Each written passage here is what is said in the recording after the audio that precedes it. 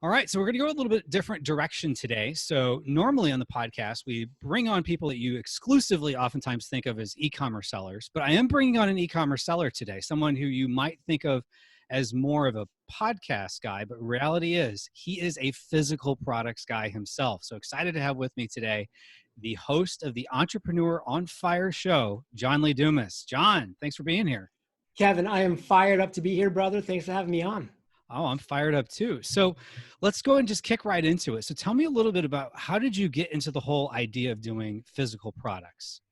So I launched my podcast back in 2012, and it was a daily podcast interviewing entrepreneurs. And I was very passionate about the business model being strictly virtual. Like I just love the fact that, everything could be virtual. There'd be like no storage. There'd be no actual physical products. There'd be no, late fees. There'd be no shipping and deliveries. Like to me, like that was the dream model of the business that I wanted to create. And for 3 years, I stuck to that. I created online courses. I created online communities and masterminds. I hosted events and webinars online. My podcast was obviously online. So I had this like very virtual online only based business. But as I am wont to do, I continuously like to survey my audience. And in 2015, I surveyed them and I said, hey, what is your biggest struggle right now?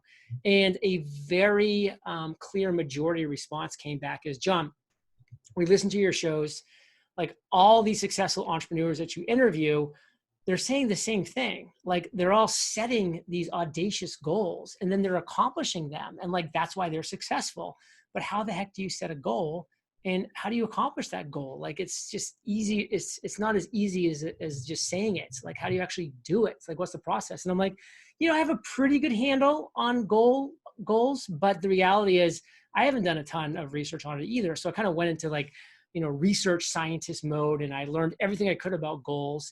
And I came up with this process where it was essentially, this is how you create a SMART goal: specific, measurable, attainable, relevant, time bound. And then this is how you accomplish that goal over 100 days with a step-by-step, day-by-day process, 10-day sprints to get 10% close to your goal, 25-day quarterly reviews to look back and see what worked, what didn't, to adjust going forward. And I was like, this is it. And I go, but you know what? Man, it just doesn't feel right. If I just like send this out as like some PDF or some digital product, like it's just going to become one other thing on somebody's, desktop that they never look at. Right. I go, I need something real that people can hold, they can smell, they can see, that it's holding them accountable because it's on their bedstand at night. It's in their, purse or their pocketbook or their briefcase as they're, going wherever, their backpack. Like I need something real. And so that's why I started for the first time looking into physical products. And, luckily interviewing a lot of people, I meet a lot of people. And one of the guests that I'd interviewed fairly recently from that idea of creating that kind of goal journal was this guy, Richie Norton, who had a company called Prouduct, still does, Prouduct. Okay. It's a combination of proud and product. So prouduct.com. He had connections in China. His team spoke Mandarin. They understood the whole Amazon game. So I was like, sweet, let's do this. So make a long story short, I went through him, created this beautiful black and gold faux leather journal, 100 days to accomplish your number one goal. And we went the actual Kickstarter / crowdfunding route, which I will go down that rabbit hole unless you want to later. And it turned out to be a great success. We raised $453,000 in 33 days on our Kickstarter campaign. I said, that's proof of concept. Let's print these puppies up. Got 40,000 of them made and stored most of them in our warehouse through a company called Shipwire, but would always be using Amazon's FBA program to have at least 1,000 in stock there, because the vast majority of our sales, about 90 to 93% of our sales, come on Amazon. Yeah, that's the thing is that, we're all trying to get our sales off Amazon, but we kind of get addicted to the crack of it. That's the thing. And it's not only us, it's unfortunately like our consumers, like they're obsessed with Prime. They pay for Prime. they see Prime, they trust Prime. You know, they come to my Shopify store, they know me, they like me, they trust me. But then they see like 3 to 5 day shipping. You know, even though shipping's like $3 or $4 because it's media mail, that's more than free. And, you know, people hated paying for shipping before Amazon. Now they despise paying for shipping, you know, because of they've been trained to get it for free and within 2 days, sometimes within 1 day, sometimes within 1 hour. So it's just the reality of the world that we live in. Yeah. And one of the things that's interesting is you've also created a Facebook group associated with your products. Now, I am in that group and I posed it to the members. What would you ask regarding the Freedom and Mastery journals? Oh, I saw that. Yeah. Yeah. So just to honor some of the questions that people asked, you know, some of it was on the product development side. So I'm going to phrase it a little bit differently than I think people might have asked it.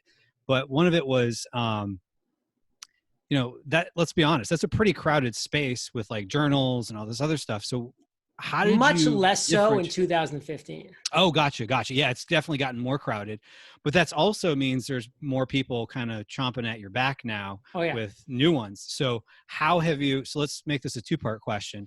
One, how did you differentiate it back then? And how do you keep it differentiated now that, to your point, it's a more crowded market? Yeah, back in 2015, there just wasn't a lot. Like I actually went and did my search and like there was a couple journals that were out there that did something, but it was more just like, you know, daily journaling, this and that. Like there was no like, this journal is going to give you a specific measurable result in a certain amount of time. That just wasn't really out there. Again, when somebody like myself makes $453,000 in 33 days on a $39 journal, then a lot of people are like, oh, I think I'm going to make my journal too. And so like you have a lot of people that kind of like rush to that kind of gold rush, which, you know, is totally understandable. So I had like this big first movers advantage and, you know, a lot of success with that. You know, a year later, I launched my second physical product, which was the Mastery Journal, which is all about mastering productivity, discipline, and focus. And we can talk about some things here because it was pretty interesting, but, you know, a year later, I did $280,000 in 33 days. So, you know, also on Kickstarter, just followed the same model. So, you know, it was, you know, significantly less than the first Kickstarter campaign that I did. And there's multiple reasons for that. You know, number one, the market had become more crowded.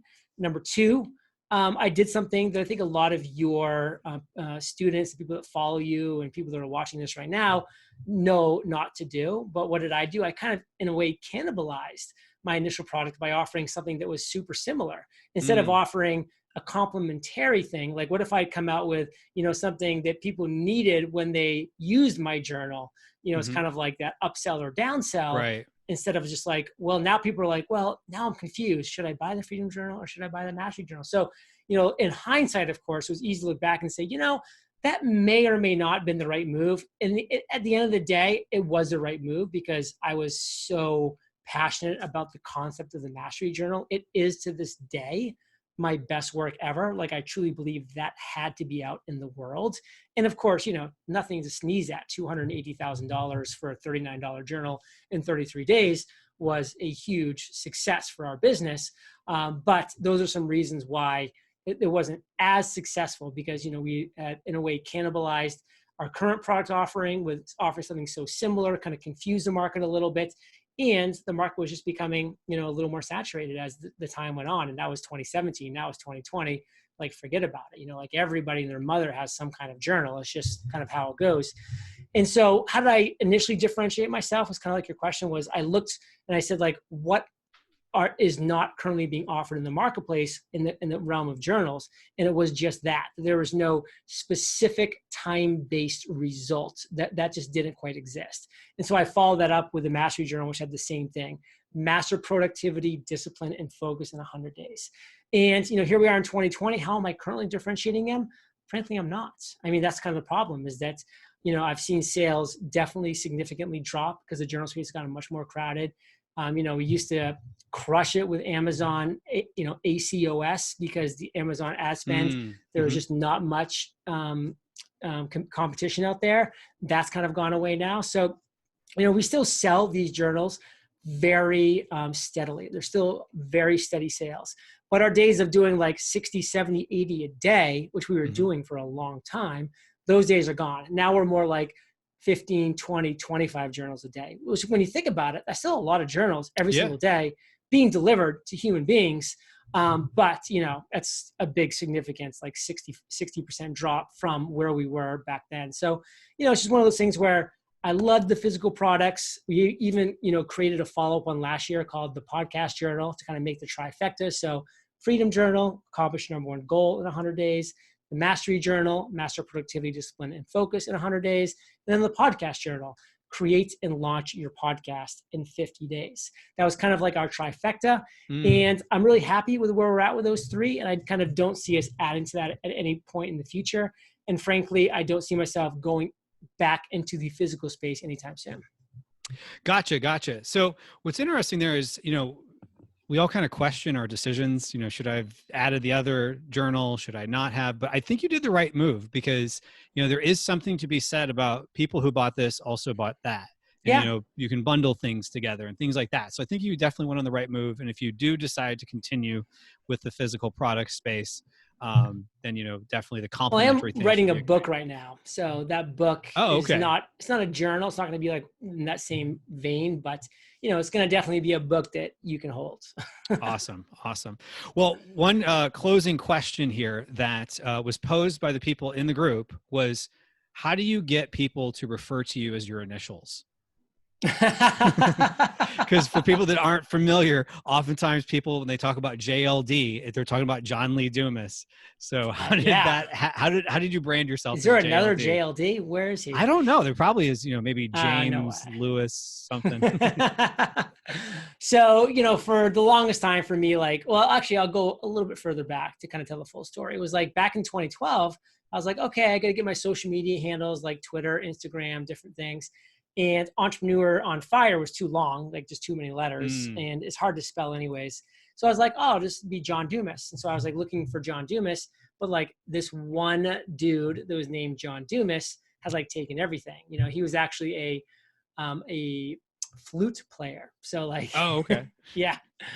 And so he just had everything. Like, so he was kind of like in the, media, whatever you want to say. And so I was just like, man, well, like, how can I actually get something that is like mine, that's like kind of my personal brands? And that's when I'm like, well, my middle name is Lee. So that's when I went and just bought everything John Lee Dumas. So like for Twitter, for Instagram, all my handles is just John Lee Dumas. And that's just kind of how I started referring to myself, because the reality was if you Googled John Dumas, you were going to get this other dude. So I could like own John Lee Dumas. If you Google John Lee Dumas, you get me. And so that's kind of how the John Lee Dumas started. Like that was never like something that was, before. And then it was just kind of like, a couple of years went by and everybody would come up to me like, John Lee Dumas, like John Lee Dumas. I'm like, that's kind of a mouthful. It's like saying Right. three names, like there's a lot of words.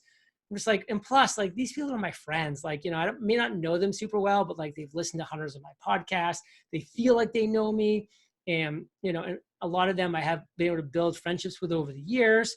So I'm like, let's just kind of go more on the buddy style. And, for me, like in college, like a bunch of my friends did call me JD. It was just like JD.